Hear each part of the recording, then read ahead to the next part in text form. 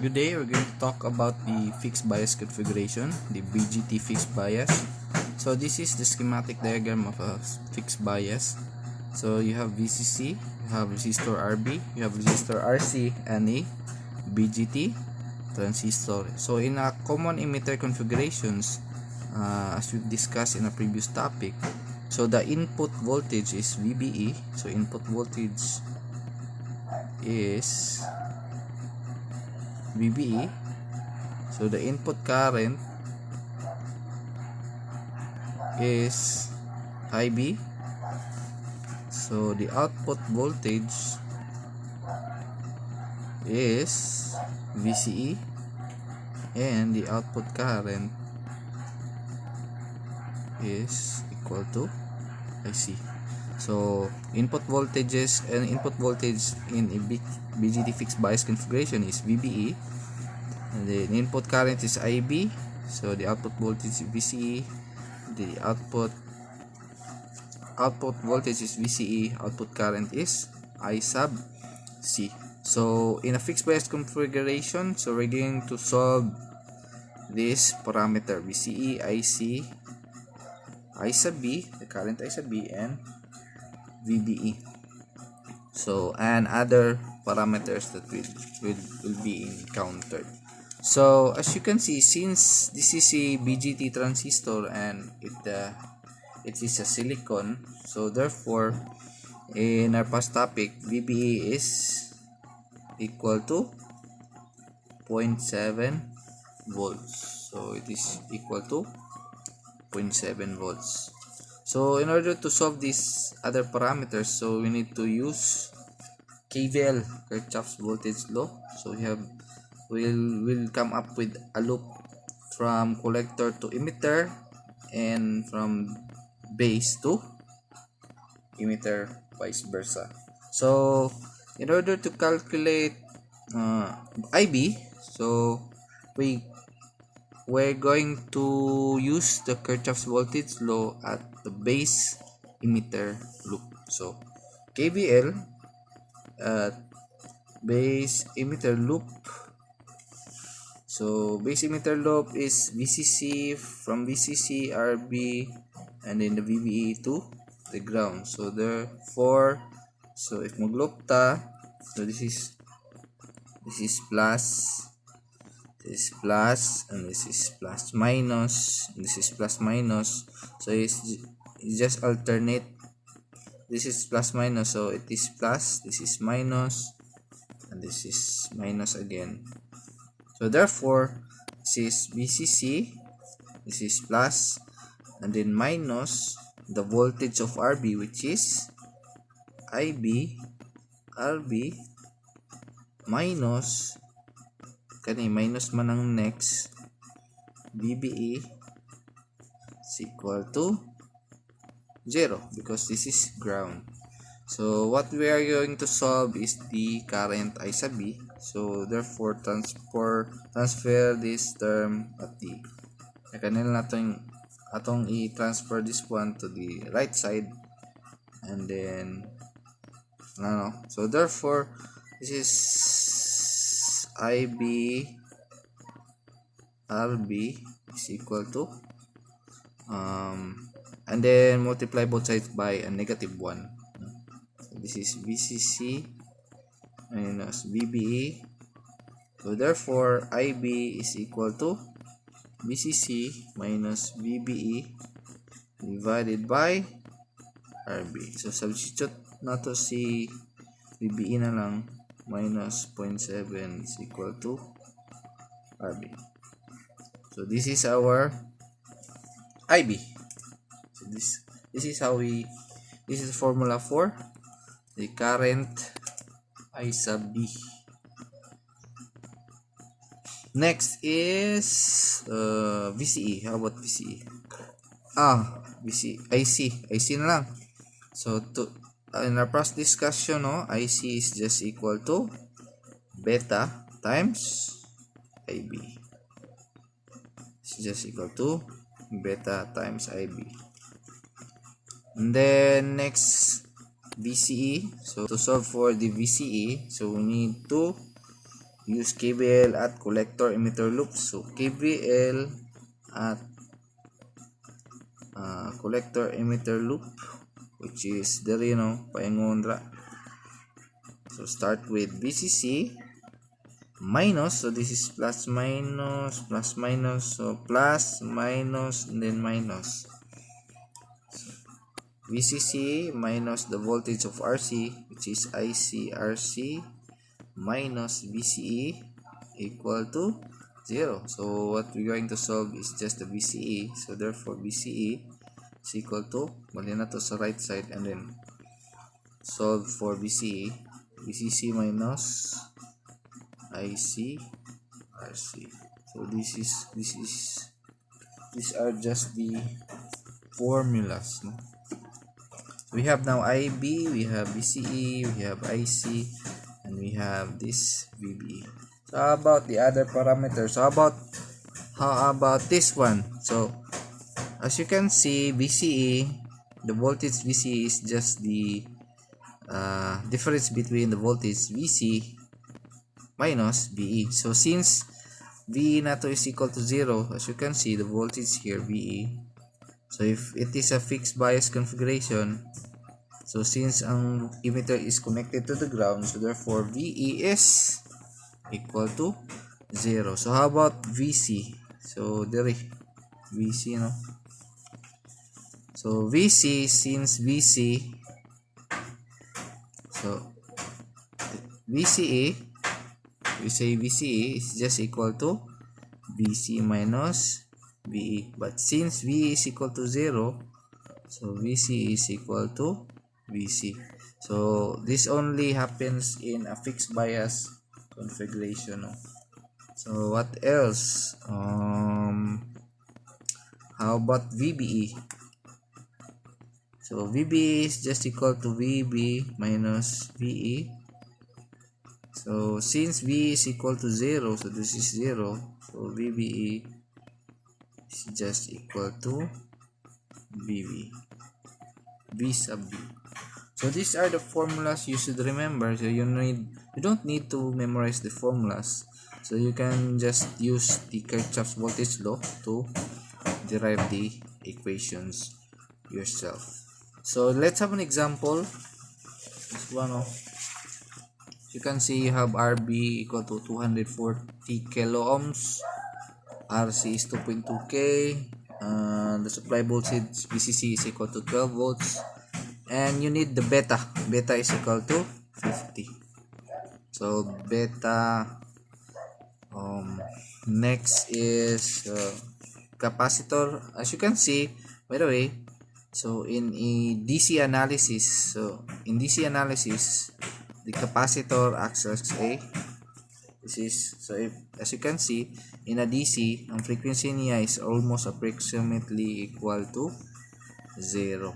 But in a capacitor, the capacitive reactance of a capacitor XC, so it's just equal to 1 over 2 pi FC, no? So if you substitute F here, so 1 over 2 pi times 0 is capacitance. 1 over 0 is almost equal to, this is undefined, so this is equal to almost equal to infinity, no? So that's why if the capacitor is, if the transistor is in DC analysis, the BGT, fixed bias configuration, so in DC analysis, the capacitors of this configuration will act as a open circuit. No? This will be an open circuit. So kani nga capacitor, this is open circuit, this is open circuit. So you can, to minimize the drawings and the schematic diagram, you don't need to include the capacitors in your solution. Pwede rin siya dili include since it acts as an open circuit. So let's have an example. Determine the following for the fixed bias configuration. So this is IBQ. So Q is for Q point, the operating point of the transistor, and ICQ and also the VCEQ, V sub B and VC and also VBC. So let's start with letter A. So this is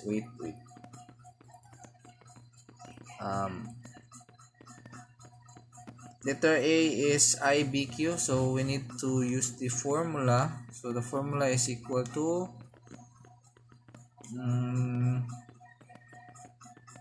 formula is IBQ. So from our derivation, this one, IBQ is equal to BCC minus 0.7. So divided by RB. So this is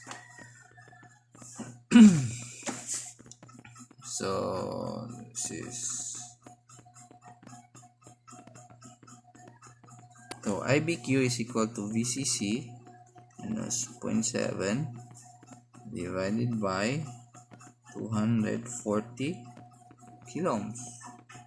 So therefore this is 12 minus 0.7 divided by 240k.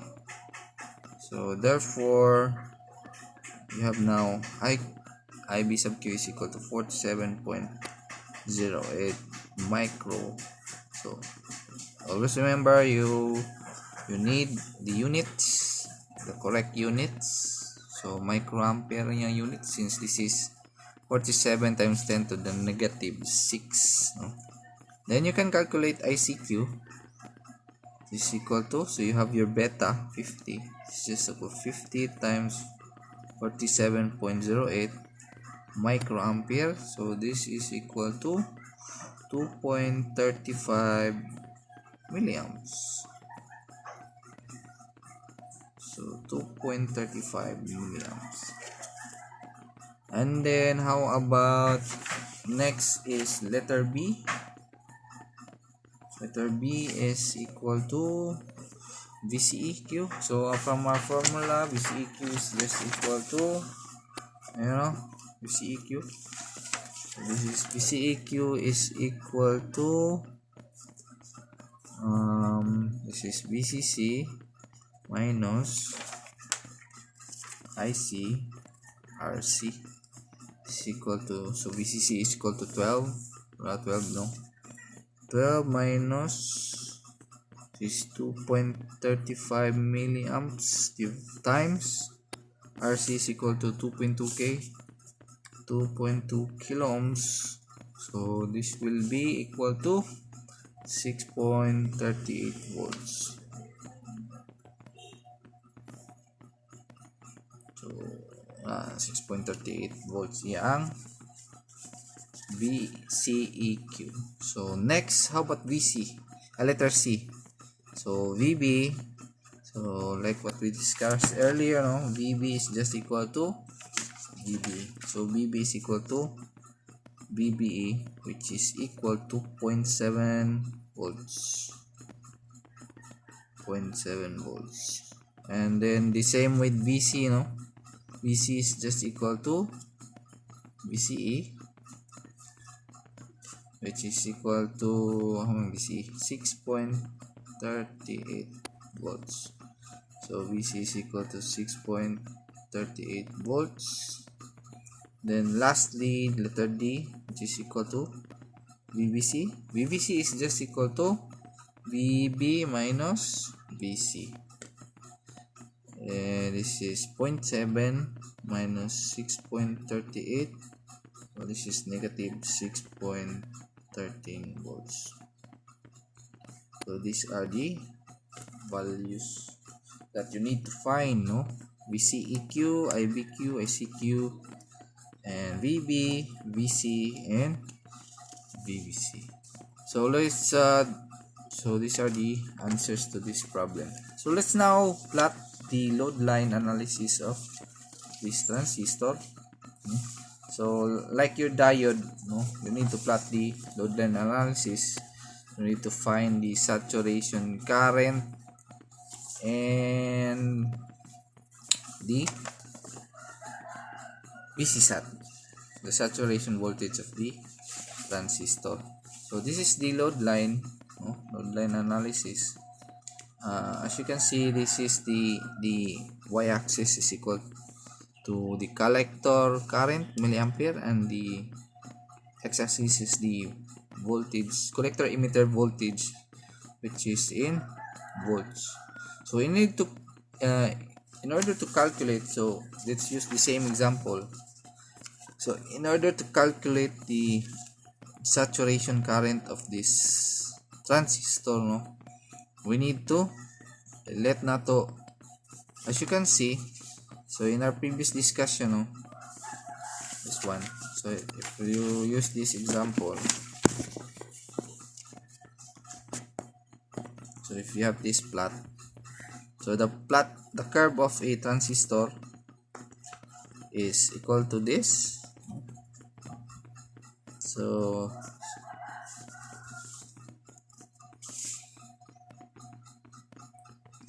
and as you can see, the transistor, the BJT transistor, has its region. In the middle, the active region, the cutoff region, and the saturation region. So in order to plot the load line analysis, you need to find the collector current saturation region, where if you have a transistor,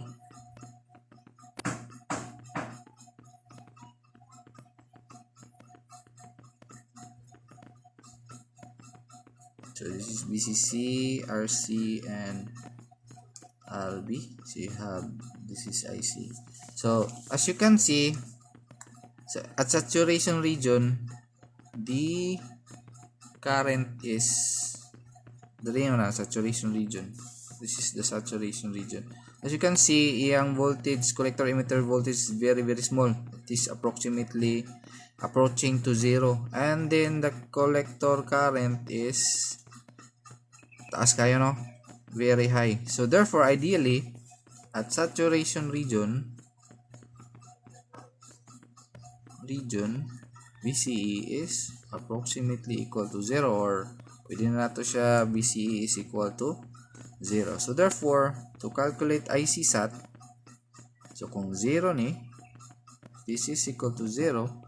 So therefore, if you use Ohm's law, 0 man ni. So this is IC SAT is equal to VCC divided by RC. So that is how you calculate the saturation current. Saturation current is the like the diode. So might be ano siya sa highest voltage, highest current of a transistor. And then at cutoff region, so if this is the saturation region, so kung pareha sa diode, kuhanin mo na yung load line. So you need to find this one, and you need to find this point. So as you can see, this point is the BCC, this is the highest voltage, and this point is the highest current, So you can solve the highest current if you let BCE is equal to 0. So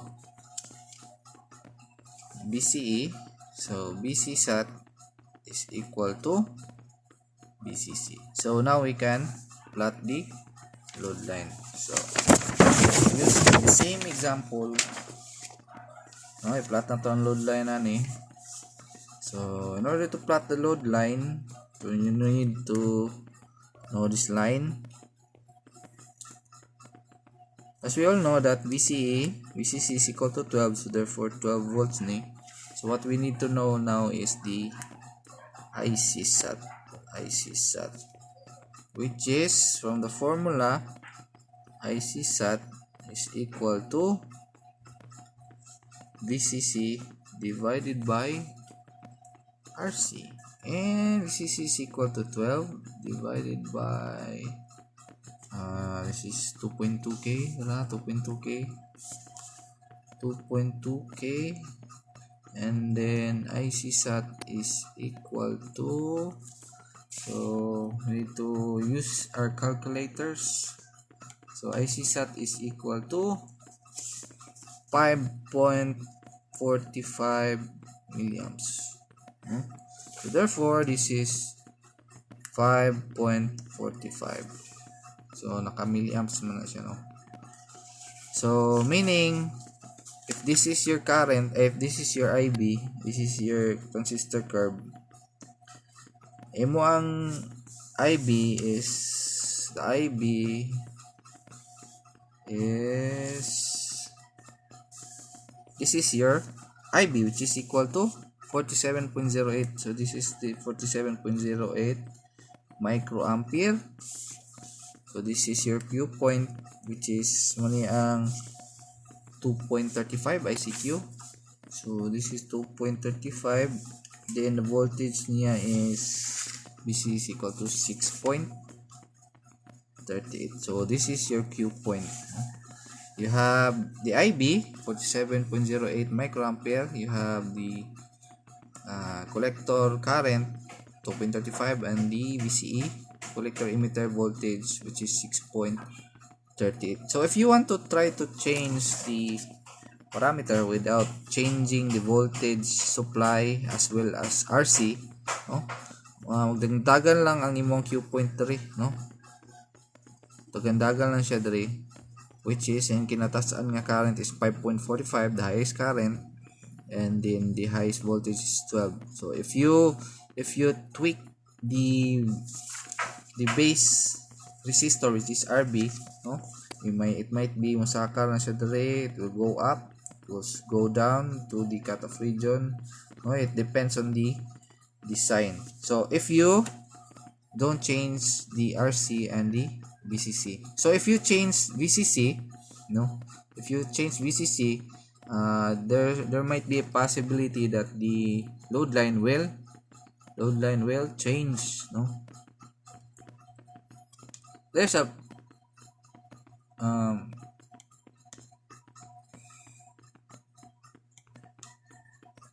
load line will change. So as you can see, I have a video here.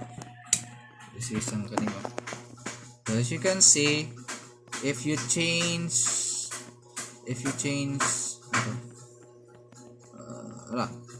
effect of increasing the level of RC on the load line. So as you can see, if you change RC, no, mo ang iya ang saturation rate, iya ang IC SAT mo change siya, mo ana siya dagan-dagan.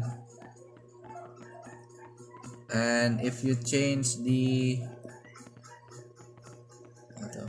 this one, VCC, this is the supply voltage. If you change the VCC, as you can see, ang iyang IC SAT as well as VCC, huwag dagan-dagan, no, hindi siya pwede. But if you change only RB, ang RB lang imong change kani, which is this one, this is what I've said earlier, na magdagan-dagan lang siya ang Q point, no. So if you want to use the load line without changing the VCC and changing the IC SAT, no, what you need to tweak is the base resistor only, parang dagan-dagan lang siya diri. But if you want to change, pag imong i-change ang VCC, no, by the way, ang kuan RC, diri siya mag-change. So if you change the VCC, ang mag-change is ang tanan load line, no? So this is very important in fixed bias design, no, where you're given only with collector, the IC SAT, and then the collector current, no, you will the one will design what will be the RB and the RC and the supply that you're going to use in the design. So this is it for the fixed bias configuration. Thank you.